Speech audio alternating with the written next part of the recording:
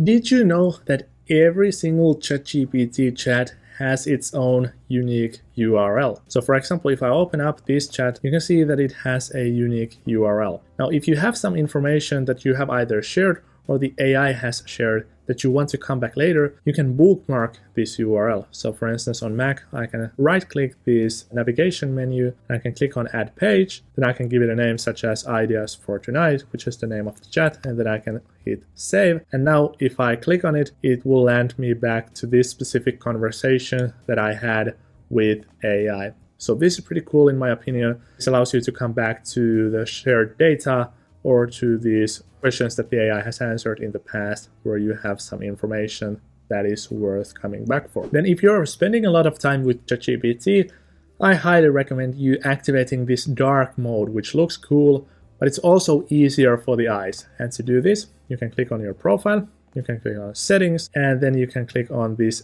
theme section where it says the setting name here, and you can choose the dark here. So for example, if we did light, there would be a lot of white color, but now that we're doing dark, it's going to be in the dark mode, and this is better for our eyes. And then one thing you might also want to do is give your chats a new name. So for example, these all have been renamed or named by the AI. So what I can do is I can click on these three dots and I can click on rename, and I can do something like, let's say, student party plans. So if this is a better name to describe the chat, and this way I can remember better what the chat was all about, because these AI given names are usually not that accurate, especially if the conversation is long.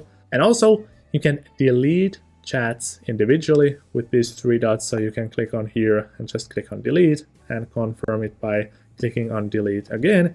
And this way you can get rid of your conversations one by one. And also you can delete all your conversations. And that happens by going to your profile, settings, and then click on delete all chats and then confirm deletion. And by the way, if you do this and if you have a lot of chats, nothing will happen at first. And you might be like, okay, do I need to do it again and again and again?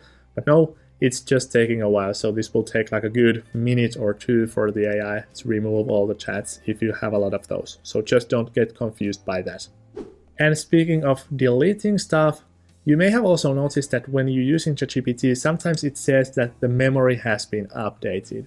And yes, there is an internal memory that allows you to basically just have a regular chat with ChatGPT, and it will learn things along the way. So if you say that I like hamburgers, it might update the memory so that next time it automatically knows that you like hamburgers. But this might also be a bit troublesome, because if you, for example, just tested and you state facts about yourself that are not true, then the ChatGPT might treat those as the source of truth, and your answers might be biased towards something that you're not. And that's why you might also want to remove the memory from time to time.